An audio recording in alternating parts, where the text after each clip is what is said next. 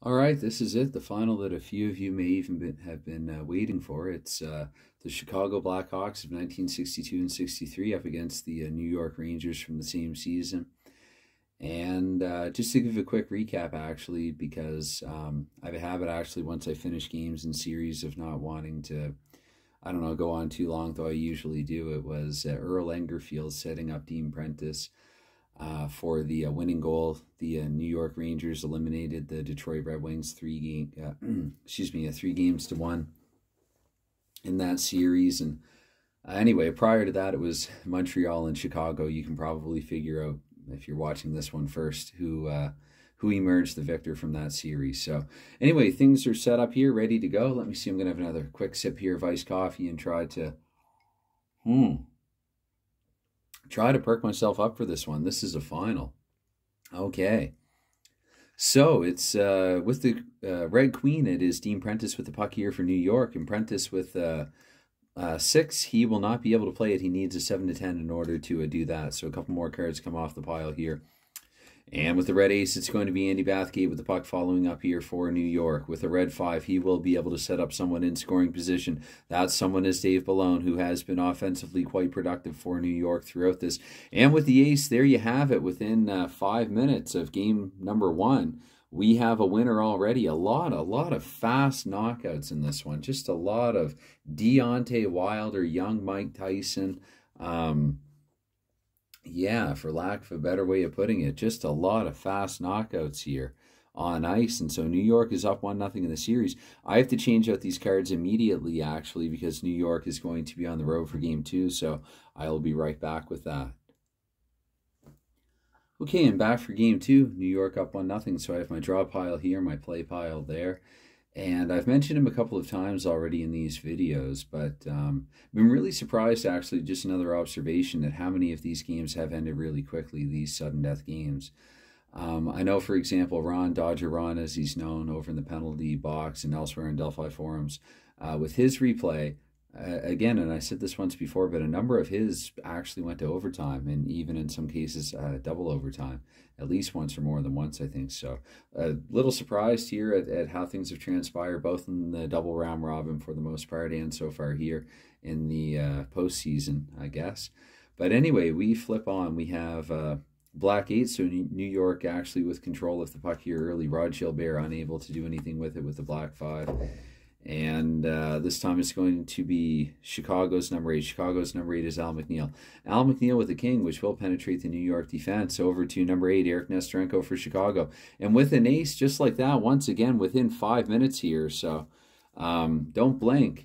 It's, yeah, this series is now 1-1. And remember, this, by the way, I should have announced off the top. I decided this would be a best of 5.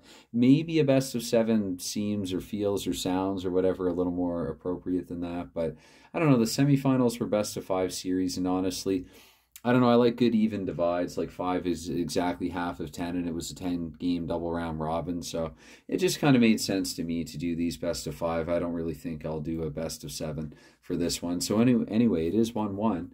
And okay, back for game 3 here. It's tied at 1. So hopefully, at least if all these games have to be quick, I hope that at least they are competitive and we do get at least a back and forth series like this. So let's start off game 3 here. With the 9, that's going to be, it's a little harder to see there. That's Andy Ben with the puck here for New York. With the 10, he automatically plays a 2. The Joker, actually, Camille Henry. So let's see, ace 2 to 10. Chicago holding out hope that the next card will be a face card here. And it's a 6, so it's going to be Camille Henry scoring from Andy Benton within the first 2.5 minutes of the game, of the contest. There you have it. So it is 2-1 New York, and once again, I'm going to be right back for game 4. And this is game 4, and so far home teams have won every game of this series. Of course, New York can actually clinch this series, and the 63 sudden death series, hold on, I just thought of this now. The 63, let's ignore the Habs right there. The 63 sudden death series cup, should they be able to win this game. So I'm going to keep this here just in the corner, just off camera, outside of, or out of camera view there. And again, a lot of quick games with this one. It's almost like these teams have somewhere to be on a Wednesday night. So, or these players rather. Anyway, with the red 9, it's going to be Chicago off the top with the puck. That's Leo Lund with it. Hope I have his name correct.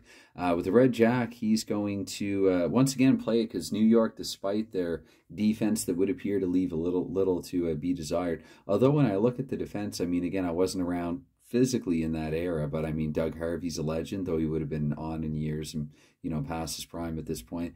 Harry Howell as well, I mean, another legendary Hall of Fame name.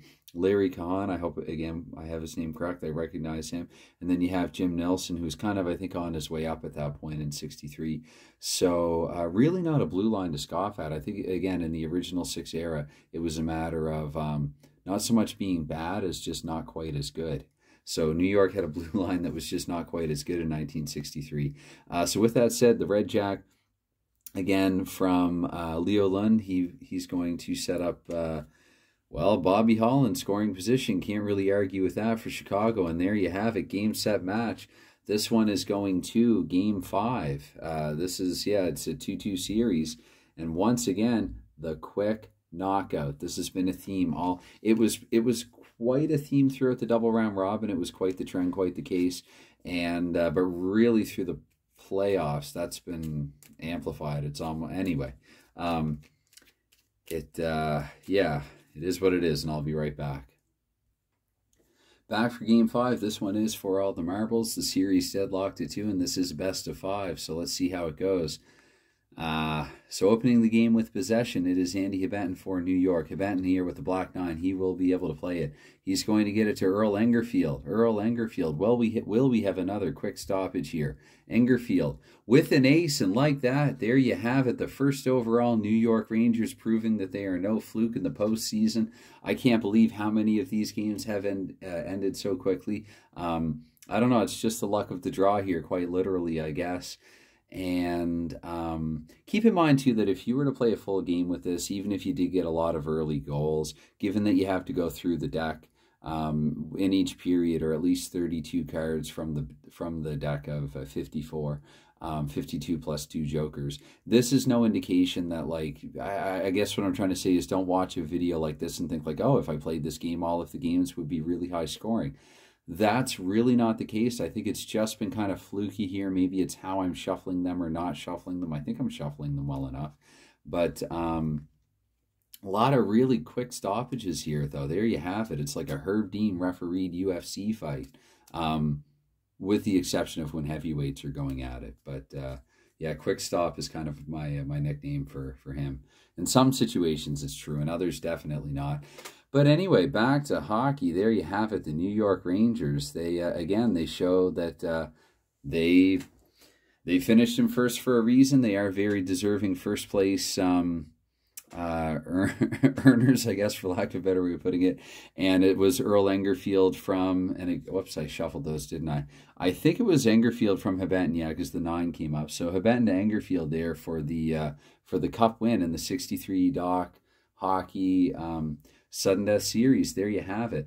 I think barring some one-offs, which actually with DoC hockey I'm hoping to do, I'm going to put that out there once more, just put it out there into the universe. I'm hoping on another set that I'll be able to do at least a few kind of one-off games with first. But other than that, probably what I'll do with DoC hockey is when it arises, like when I start playing late 40s NHL hockey again. I do have this in 48, 49, at which time it would be a lot nicer, I think, to do a substantial project where I play out full games.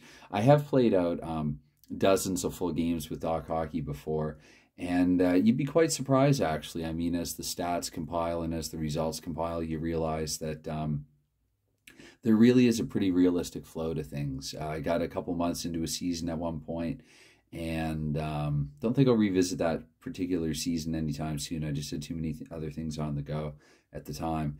But I really got a good feel for it, really got a good taste for it. So it'll be nice to actually do something like a full season project with this in the not too distant future, because again, it is also such a fast game, even if you are playing the full 3 periods, that you can really do a substantial project in a reasonable amount of time. Something like a full season replay, I mean, in a reasonable amount of time. So Anyway, that's definitely probably more than enough out of me for the time being. Thank you for any time that you've given to this or any of the other couple of videos that I've uploaded here. Anytime, any consideration. It is all greatly appreciated, though it's never expected. But yeah, that's a wrap for me for now. Congratulations to the 1963 New York Rangers winning. I wasn't even sure if I would award something like the Stanley Cup for this, but winners of the 1963 sudden death series here. So I guess if games were first goal wins, I mean, this could only mean that if only the NHL played first goal wins games, that New York would, I'm kidding, of course. I mean, if one were to actually go through box scores and look, I mean, there are probably plenty of times that the Rangers, especially in this season, with the kind of defense that they had, that they probably did surrender the first goal in more than enough of their games, and they were left in real life actually outside of the postseason for that reason. Interestingly, actually, might as well mention this at the end, the first overall and Stanley Cup winning Toronto Maple Leafs in this season historically did not even make the postseason this time. So I thought that was kind of interesting. Anyway, once again, back to that goodbye thing. Bye for now.